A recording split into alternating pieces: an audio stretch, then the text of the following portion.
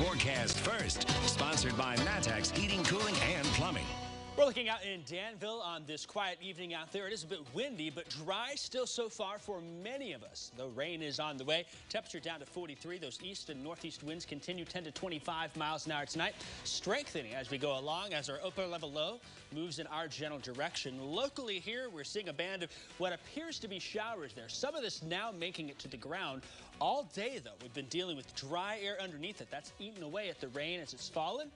Now that dry air going away, we're getting chances for rain to tick up into tonight. Here's the forecast on Monday. Breezy winds, wintry mix, and thunderstorms. All on the table for us. We'll talk about that and much more as WCIA 3 News at 10 after the Grammys starts right now. Now from WCIA 3 News.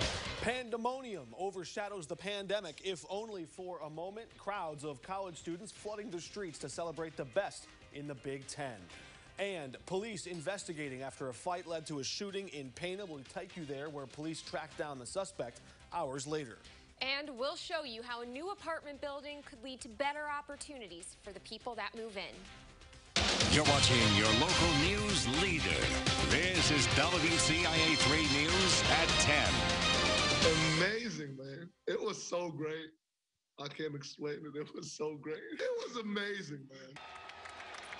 Amazing, the word of the day. Illinois basketball cuts down the nets in Indianapolis as Big Ten tournament champions. Good evening. I'm Mark Maxwell. And I'm Jen Lask. The Illini are dancing their way into March Madness with not only a title, but a #1 seed. WCIA 3 Sports Director Brett Behrens joins us for a fun day for the Illini Nation. This is what it's all built up to after they didn't win the regular season title. They felt like they should have gotten a co-championship out of that. They take care of business in Indianapolis today, winning the tournament title. And what better way to go into March than calling themselves a champion? They beat Ohio State 91-88 in overtime. We've had team coverage all weekend long since Thursday, and that continues tonight. Here's WCIA 3's Marley Weirda and Andy Olson with more on the win.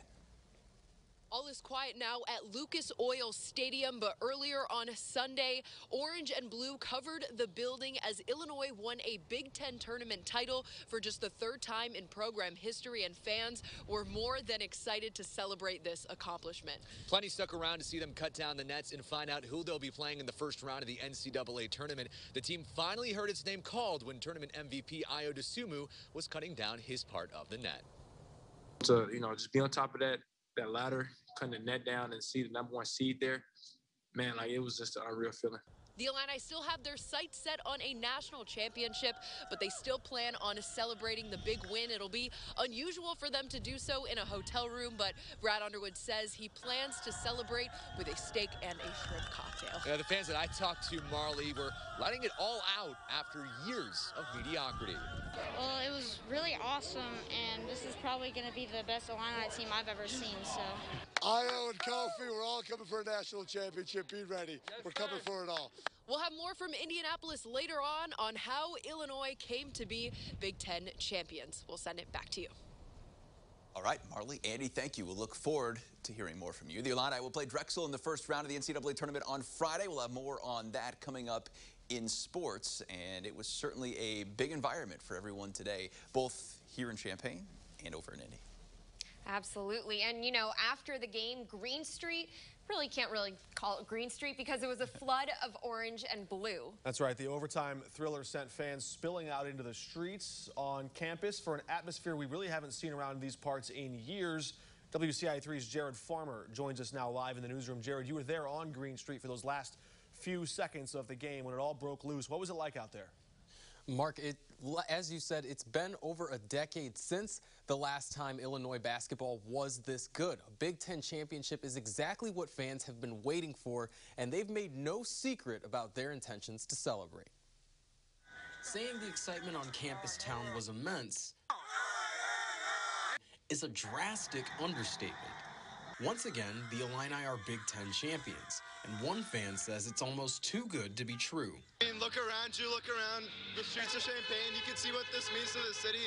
It's a 16-year Big Ten championship drought, and finally getting it, the city's alive. It hasn't felt like this in so long, and it's amazing. It's an electric feeling. Fans aren't the only ones soaking up all the buzz and excitement. Good basketball means good business. At Game Day Spirit, the manager says they've been busier than ever as they try to keep up with the swarming demand for all things Illini. It's been a lot more fun to work because everyone is just so high energy and just coming in to buy all the Illini gear they can. It's also been good fortune for some restaurants in town. At Eclipse, fans were glued to TV screens just like it was 2005. Their manager, Lisa Staples, says it almost felt like a true return to normal. It's been a long year, as everybody knows. We've got a bunch of loyal customers, and it's so nice to have them back. We've been here for 46 years, and it's kind of what we live for. And fans are saying the only way that this day can be topped is to get 6 more wins and to become national champions. Live in the newsroom, I'm Jared Farmer, WCIA 3, your local news leader. Jared, thanks. And Brett, the last thing that also happened in 2005, the White Sox World Series. Maybe we can keep this momentum going. That's right. You've got highlights coming up. I do. We'll have highlights. We've got a reaction from the team. Trent Meacham, former Illini Champaign native, in the studio to help break us all down. We got you covered. Good night for the orange and blue. Thanks. In other news tonight, a fight led to a shooting in Pana this morning. A 17-year-old boy there was seriously hurt. State police arrested a suspect this afternoon with help from Taylorville's police department and the Christian County Sheriff. Taylorville PD says that suspect was arrested at the Taco Bell in town. The investigation is ongoing. At least 2 people are dead and another 13 injured after a mass shooting in Chicago early this morning. It happened at a pop-up party near the West Woodlawn neighborhood. Police say 2 people were dead when they arrived. There's no word yet on what led to that shooting. Many of the victims that detectives want to interview are still in surgery. Police found 4 guns after the shootings, but no one has been arrested. And meanwhile, a Chicago officer was shot in the face this afternoon right in a police station parking lot. Authorities say it happened in the Gresham neighborhood. They're investigating whether the officer was targeted or hit by a stray bullet. Superintendent David Brown described it as a superficial graze wound to the chin. And we will be following the latest updates on this tomorrow on the morning show. And in other news tonight, we now know the name of the woman killed in a crash Friday night at Camp Butler Road and State Route 54. The Sangamon County coroner says 25-year-old Jessica Bilyeu died on scene. Her autopsy is scheduled for tomorrow morning. Police say the Petersburg woman was killed when she ran a red light and was hit by a semi-truck. That driver was not hurt.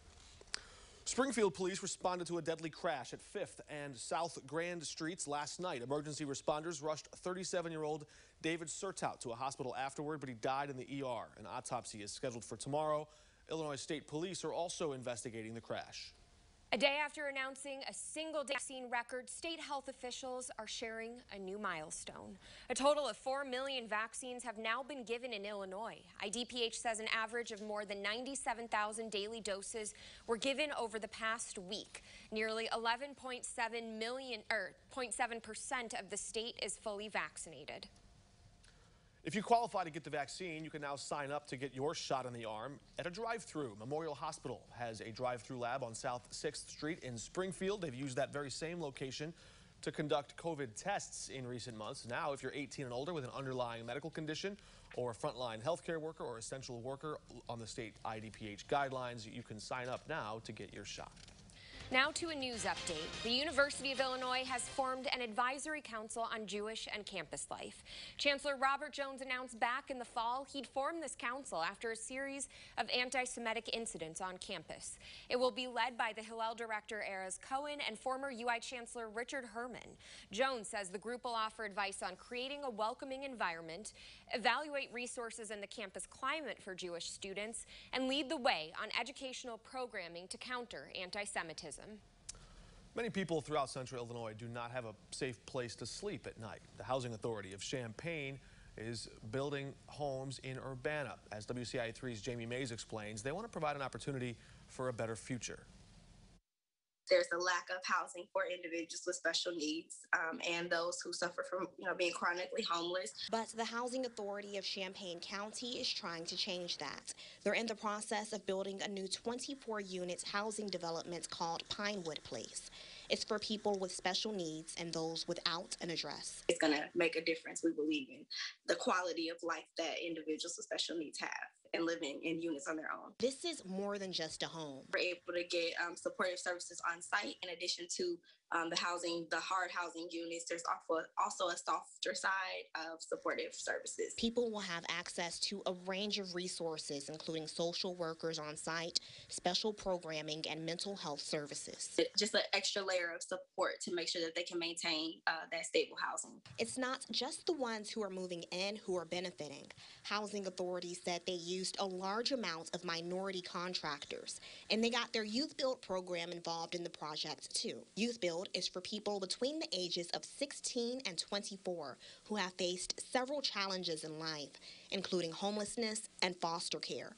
Participants are learning from construction workers on the site. By them seeing a project from start to finish and being able to shadow all the different trades and being on site, it just gives them a leg up when they're, applying for jobs in the future. Pinewood Place is about 60% complete and is expected to be done by July 1st.